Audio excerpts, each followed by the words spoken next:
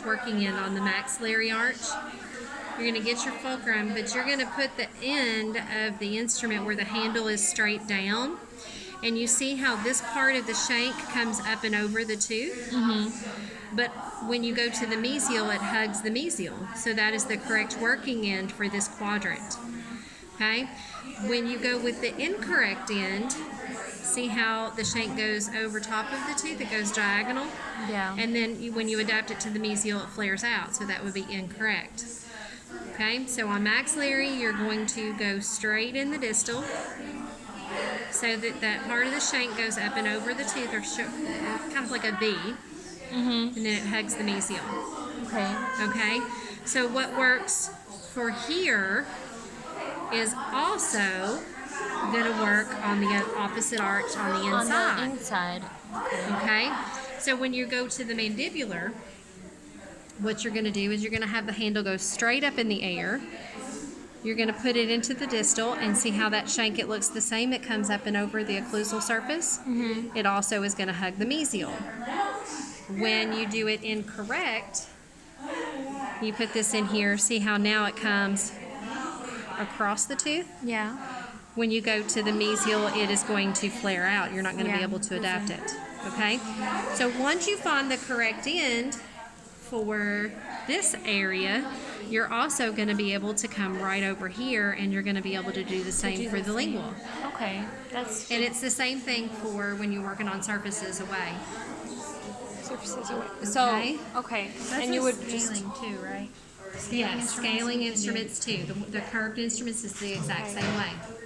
But the thing is that you have to make sure that when you go into the mandibular that you have the handle coming straight out of the mouth.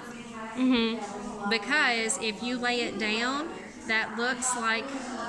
Well, you're not going down. Yeah, so when you come down, you know, you can't get it in there the way you need to, okay?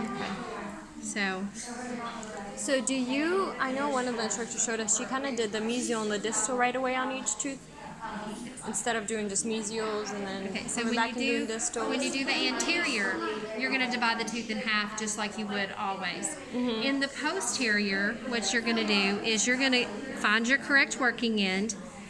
You're going to go along that distal surface. You're going to come with the tip out of the sulcus, and you're going to rotate it slightly, bring your handle down, come along and do the mesial, but then you have to pivot up on your fulcrum in order to adapt it to the mesial. So on posterior, you're going to start on the distal, and you're going to come around to the mesial. Okay. And so you do the distal and the mesial on the one side? Yes. So on the buccal side. On the buccal side. So You'll what you're do going to do both is you're right going to away. start on the most distal tooth, and you're going to come all the way around. Then you're going to come on this side of the tissue, go in, do the distal, And then turn roll it around. But see, I want to come back and make sure I get this distal line angle. Okay. Come around, get the mesial, insert it, distal. So you start on the most distal tooth, and then you work your way forward. And then same on the other Same on the lingual. other side. Okay. Yep. And then same for the linguals on that side, and then the... Lingual. So Okay. you're going to turn, and so on the maxillary, in order to find the correct working end, you're going to go straight in and see how it comes up and over. Hugs the mesial. Okay, so when you insert into the distal, that shank comes up and over the tooth.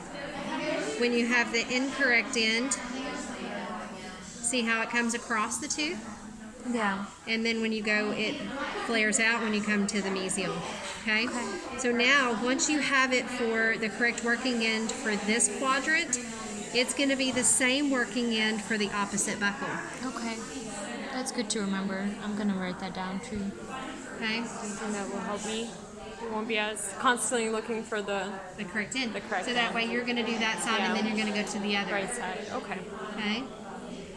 But you know how now when you put it in, looking at the shank to be able to tell which way it goes. Yeah. That help? Yes. Yes.